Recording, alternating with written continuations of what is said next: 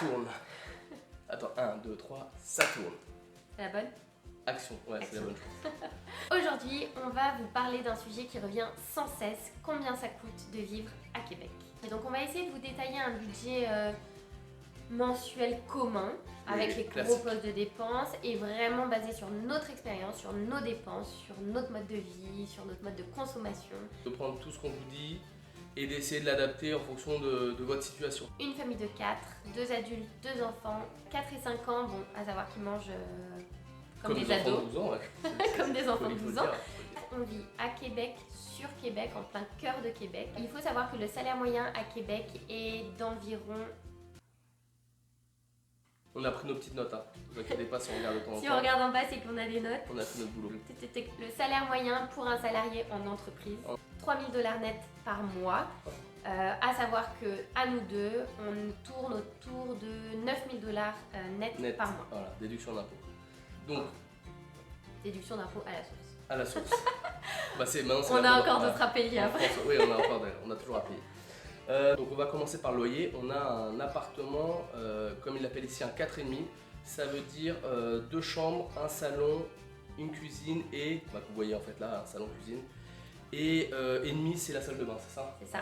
Je pense qu'en France, ça équivaut à 3 pièces. Un 3 pièces. Voilà, 3 pièces. Donc, dites-nous en commentaire si on se trompe là, mais je crois que c'est ça. Exactement. Et là, pareil, on va vous donner le loyer moyen sur Québec. C'est 1 500 $. Encore une fois, c'est une moyenne. Québec, c'est très grand et la moyenne, elle est calculée à la fois en plein cœur de la ville de Québec, tout comme dans les petites banlieues alentours qui constituent Québec. Et les prix varient énormément. Donc, et dedans, il n'y a pas l'électricité. Hein. Là, on prend vraiment juste voilà, le c'est vraiment le prix du loyer. Pour nous, on vit actuellement dans ce qu'ils appellent un condo locatif. Tout neuf, faut le dire. C'est tout neuf, c'est des constructions quand même très récentes. Il y en a de plus en plus ici à Québec. On a la chance d'avoir un tout inclus, c'est-à-dire qu'on ne paye pas l'électricité, elle est comprise dans le loyer. On ne paye pas l'eau froide. Ça personne ne la paye à Québec. Ouais, on paye pas. Ouais, voilà. Non, mais par rapport à la France, je veux dire, on paye pas. Par rapport à la France, on paye pas l'eau. On a aussi tout l'électroménager, donc un four, une cuisinière, un frigo, un lave-vaisselle, une lave-sécheuse. Voilà, le fait d'avoir tout inclus, c'est pratique. Ça évite de tout acheter. Et quand c'est abîmé, il répare. Toute la maintenance est prise en compte. Ça arrive souvent d'avoir un problème sur les machines, les lave-vaisselle, etc. Donc on a l'électricité, on a l'électroménager, la maintenance. La place de parking. Et je vais juste rajouter qu'on a aussi des prestations, notamment on a une salle de sport et une piscine intérieure chauffée. Oui, on en a pas besoin. Mais c'est pas un besoin. Sans dire qu'on en a besoin. Non, mais voilà, c'est pas un besoin, mais bon, quand on vous le propose, donc voilà, c'est vraiment un choix de vie. On aurait pu faire 100 et puis s'alléger très certainement un petit peu de loyer. Mais pour la même surface, on payait le même prix en France. Pour moins.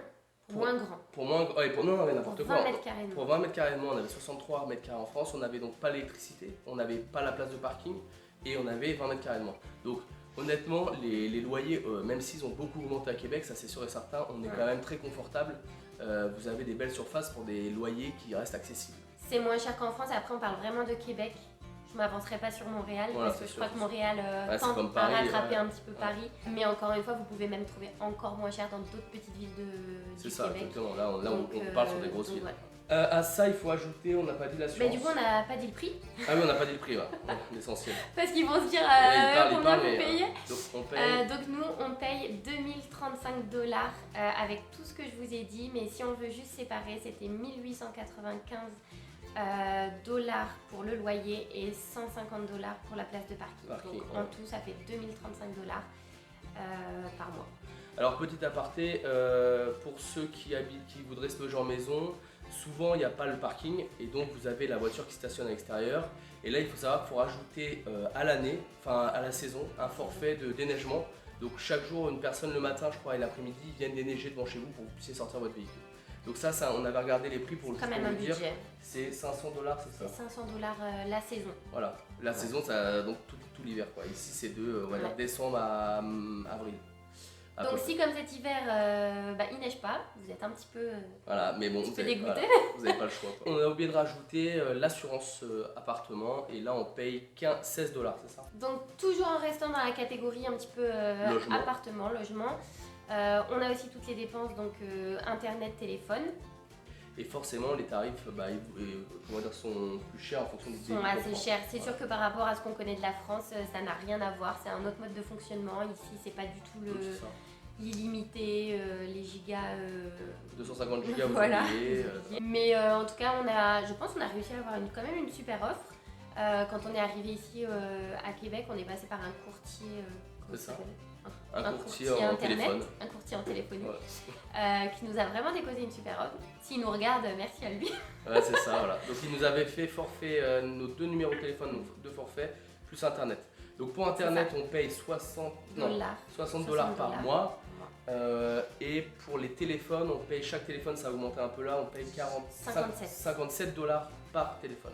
Donc on arrive à 100... Donc on est à 115 $ pour les téléphones et puis 60 $ pour internet, donc 175 $ à peu près pour tout. Voilà. Une petite précision aussi, nous quand on est arrivé au Québec, on avait pris en France le forfait Free, dont tout le monde parle, parce qu'il permet de... Ah, c'était bien ça. Ouais, c'était quand même pratique. International, donc de la France et au Canada. C'est un forfait à 20 € par mois et il permet d'appeler à la fois au Canada depuis le Canada, puis à la fois en France en illimité. Donc comme on n'avait pas de numéro... et puis pour continuer d'appeler nos familles. Non, et surtout que nous on pouvait s'appeler même au Canada. C'est ça, on pouvait s'appeler entre nous et puis il y avait aussi un certain nombre de comme 25 gigas de données internet, donc c'était quand même vraiment pratique. Bon, au bout d'un moment, on l'a arrêté parce que en fait, payer 2 forfaits, c'était pas possible. Et puis pourquoi on n'a pas gardé que celui-là? Parce qu'on avait besoin d'un numéro québécois pour le travail, beaucoup de choses. Donc, mais c'est une astuce qui est quand même pratique. Maintenant, on va passer à un autre poste de dépense qui est assez important. Je pense qui est commun à pas mal aussi, c'est la voiture. Alors dans notre cas, nous, on a acheté la voiture en arrivant. Donc on a fait un apport de 15 000 $. On vous mettra aussi en euros. Et on a un crédit en plus, 580 $ par mois. Pour la voiture, il y a aussi l'assurance. Pour la voiture, il y a l'assurance. Dans notre cas, elle coûte 75 $ par mois. Et puis pour la voiture toujours, il y a l'essence. Ouais, qui ici est quand même nettement moins cher. Je pense par rapport à la France, est nettement moins cher. En ce moment, elle tourne autour de 1,60 $ le litre. On fait un plein toutes les 2 semaines et on en a à peu près pour 70 $. Donc à peu près 140 $ par mois d'essence. Par contre à Québec, clairement pour nous et de tout ce qu'on a entendu, c'est pas possible de ne pas avoir de voiture. Honnêtement, oui, parce je pense que ça se fait. Non, mais alors justement, on va vous parler du bus parce qu'on s'est quand même renseigné pour ceux que ça intéresserait de prendre le bus. Mais avec 2 enfants, l'hiver, le froid, attendre 20 minutes le bus dans le froid, voilà, on a pris le... Non, puis même si vous voulez faire une petite activité sympa qui a une demi-heure d'ici... il y a beaucoup de choses à voir aux alentours de Québec qui sont magnifiques et ça serait dommage de se priver parce qu'il faut faire 3 heures de bus, quoi. Donc ça, d'ailleurs pour le bus, comme on en parle, il y a des forfaits par mois, c'est combien? C'est 95 $ par mois. 95 $, ce qui est moins cher qu'en France. Je pense que c'est moins cher que le pass Navigo, parce que nous quand il est pas... euros. Non, ça avait augmenté justement. Juste avant de partir. On payait 75 et puis ça avait genre... comme Madame Hidalgo, c'était un peu enflammé. Mais elle s'enflamme toujours pas. Le ticket par contre est un peu plus cher. Le ticket est à 3,40 $. 3,40 $. Mais bon, nous au début quand on arrivait on n'avait pas de voiture et donc on connaît les prix parce qu'on l'a utilisé. Après nous c'était notre choix aussi, venant de Paris on avait aussi envie d'une ville où il n'y avait plus le métro, les tramways, tout ça et ça nous va très bien justement d'avoir une ville où finalement on voit des bus mais du coup ça garde le côté un petit peu petite ville tout en étant une grosse ville. C'est ça, c'est ce qu'on voulait de toute façon. C'est ce qu'on voulait. Donc en fait si c'est nous, puisque c'est nous qui vivons là. Ensuite... Là on va passer aux courses. Juste avant de vous parler de ça, on a fait une petite vidéo, n'hésitez pas à aller la voir qui est bien sympa. Deux vidéos, on a fait une sur les courses classiques plus ou moins. Un plein de courses à l'épicerie. À la semaine, 2 semaines. À la semaine. À la semaine. Et une autre vidéo, on mettra les deux. Costco, donc qui est un supermarché en gros. Voilà, un peu l'équivalent de métro en France, mais ici on peut y accéder, je crois qu'en France c'est que les professionnels. Ici vous pouvez y accéder avec une carte et donc on vous invite à aller voir cette vidéo. Puis pour le coup, le plein de courses vraiment au supermarché, on le fait une fois par semaine. C'est plus frais. Sur la pause déj sur les enfants. Ouais, c'est pratique. Alors que Costco, on va dire qu'on fait un gros plein une fois tous les 2 mois. Donc pour un mois de course, on arrive à 1 950 $. Alors là, comme on dit, on comprend le frais à la semaine, plus le Costco, tout ce qui est le sec au mois. Le ménager. Plus le ménager, plus tout ça. L'hygiène. Donc c'est une moyenne quoi, par mois. Ça. Et puis on rajoute aussi le chat, ce que nous coûte le chat. C'est pas grand chose. Hein. Pourtant, après, on lui prend des croquettes de luxe. Pourtant, on lui prend. Et il est gâté. Il est très gâté, c'est son seul plaisir de la journée. Là. Vous avez une journée à attendre votre plat. Mais on a essayé de calculer en comptant les croquettes, les friandises, la litière. Ça nous revient à peu près à $50 par mois. Et là, c'est vraiment merci Costco parce que regardez notre vidéo. Oui. Et puis vous verrez notamment la litière, elle est vraiment très peu chère et puis elle nous dure assez longtemps. Je pense que les courses, on est bon. Ouais. De toute façon, si on oublie quelque chose, dites-nous en commentaire et puis on vous répondra. Si je me baisse, c'est parce que je regarde notre petite... Il est encore là. je regarde ma petite liste. Et puis la dernière chose, alors là elle est peut-être un petit peu moins commune à tout le monde, mais peut-être pas tant que ça finalement. C'est l'école. On a fait le choix en l'occurrence de mettre nos enfants à l'école privée. Donc c'est un budget. De notre côté, ça nous coûte $1660 par mois pour 2 enfants. Donc c'est $830 par enfant. C'est un choix, mais aussi parce que, en fait, comme partout, j'ai l'impression aussi en France, c'est comme ça, il n'y a pas de place en crèche, il n'y a pas en garderie, parce qu'ici, commence l'école à 6 ans obligatoire, c'est pas comme en France, nous c'est 3 ans. Et donc, comme on n'a pas de place, quand on est arrivé, il a fallu trouver une école, et il s'est trouvé qu'on a pris une école privée. Et puis on est content de l'école, donc on est resté dans cette école. Il faut rajouter aussi les boîtes à lunch, parce que le midi, ils ne mangent pas à la cantine. Donc ça après c'est pris dans les $1950 de course, mais il y a quand même le repas de tous les midis à prendre en compte, les collations du matin et de l'après-midi. C'est ça, donc, et honnêtement je pense que ça nous revient plus cher qu'en France que quand on payait la cantine. Ouais, la cantine c'était moins cher. Mais largement compensé par le loyer, l'essence. On va faire un petit résumé parce que attends, je vais prendre la calculatrice. Allez vas-y. Elle revient avec la super calculatrice que vous avez d'ailleurs vu dans une vidéo qu'on avait fait sur le prix de l'expatriation, n'hésitez pas à aller voir. Voilà, ça en fera 3. Je sais pas combien de fiches on a. Voilà, j'espère que vous avez du temps. Alors, on va faire un petit récap parce qu'en fait, on vous a donné plein de prix par-ci par-là et au moins vous aurez une idée globale parce que l'idée de la vidéo, c'est le budget à la fin.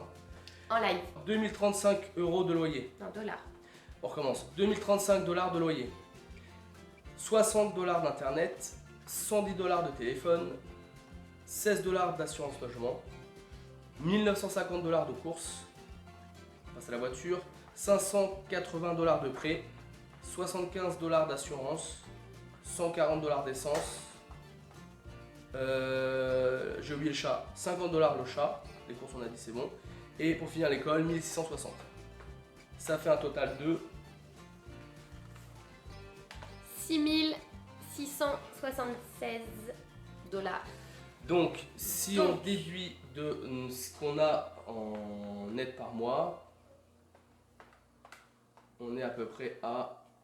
Il nous reste 2324 $ par mois pour tout ce qui est sorties, loisirs, choses à racheter, vêtements, pour les enfants, etc. Alors, je tiens quand même à préciser, il y a quand même des postes de dépenses qui ne sont pas mensuels, mais qui sont quand même importants tout au cours de l'année.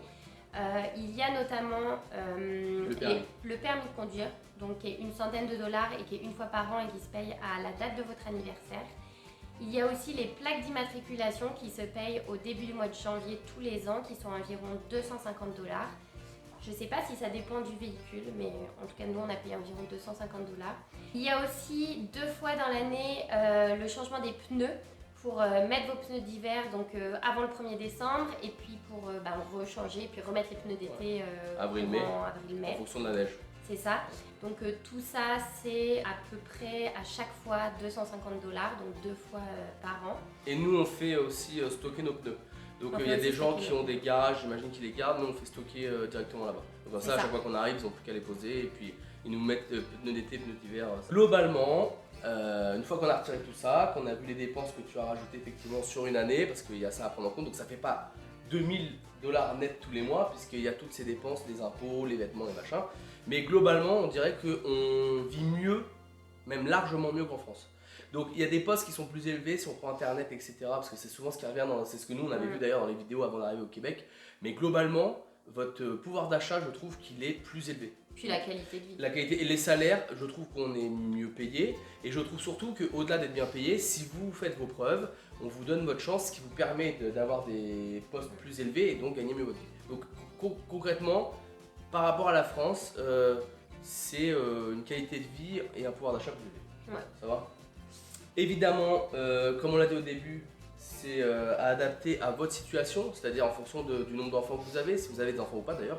de l'appartement ou de la maison que vous allez prendre, du tout inclus ou pas inclus, de là où vous allez vivre, si vous êtes en plein centre d'une ville, parce que là on parle du Québec mais ça pourrait être ailleurs ou un peu excentré. Si vous avez un véhicule ou pas, voilà. Si vous prenez l'école privée ou pas, un animal, enfin voilà, animal ou pas. Tout ça va faire évoluer. Mais là vous avez plus ou moins une idée, et puis c'était ça, ce qu'on se retrouve intéressant, c'était de vous dire un peu les moyennes, voilà, pour que vous sachiez à peu près à quoi vous en venir. Si, juste une petite précision concernant l'aspect mensuel. C'est vrai que nous en France on avait beaucoup l'habitude de gérer notre budget, on tenait un bon fichier Excel tous les mois et puis on arrivait vraiment bien à suivre nos dépenses avec notre salaire. Et il faut savoir qu'ici au Canada, au Québec, je vais parler pour le Québec, mais oui ça doit être le Canada. Vous avez dû sûrement le voir et vous devez déjà le savoir, on est très souvent payé aux 2 semaines, parfois même à la semaine, je pense. Le plus courant c'est les 2 semaines. Mais le plus courant c'est les 2 semaines. Donc ce qui est pratique. Ouais, c'est très pratique parce qu'on a du coup toujours du cash. On a toujours l'argent qui rentre. Voilà, de l'argent qui rentre, donc tout au long du mois, on n'est jamais comme le 28 du mois à sec ou à découvert. Par contre, c'est un peu plus difficile parfois pour gérer les dépenses parce qu'il y a certaines dépenses qui se font au mois, comme le loyer, comme les assurances. Pas grand chose en fait, le reste c'est beaucoup. Ouais, le loyer et les assurances. Parce que même le prêt il se fait aux 2 semaines. Et l'école. Et l'école. Le loyer, les assurances et l'école se font au mois. Pardon. Et il y a certaines autres dépenses qui se font aux 2 semaines. Donc celles qui sont aux 2 semaines, c'est beaucoup plus facile de les gérer puisqu'on est payé aux 2 semaines. Par contre, celles qui se font au mois, c'est parfois un peu plus dur parce que des fois il faut sortir des sommes importantes. Par exemple, le loyer il nous coûte 2035 $. Et moi, vous venez d'être payé par exemple. C'est ça, en fait, vous venez d'avoir vos 2000 $ de 2 semaines et puis en fait il y a tout qui part d'un coup et du coup il faut juste s'organiser. C'est une question d'organisation. Ouais. Ça se fait bien, mais effectivement ça va prendre en compte, c'est pas le même système. Donc voilà, on a fait pas mal le tour je pense. J'arrête de rajouter des choses. Non, on est bon, mais c'est bien, au moins c'est précis, comme ça vous avez vraiment tout. Et puis si jamais vous avez des questions, avec grand plaisir vous laissez des commentaires et on vous répondra dès qu'on peut. On vous répond assez vite quand même. Voilà, en général on est assez réactif. En tout cas, on espère que ça vous a plu. On se retrouve bientôt pour une prochaine vidéo. N'hésitez pas à liker, commenter comme on disait, et puis vous abonner. C'est toujours un plaisir, comme ça vous êtes au courant des vidéos qui sortent. D'ici là, prenez soin de vous et ciao!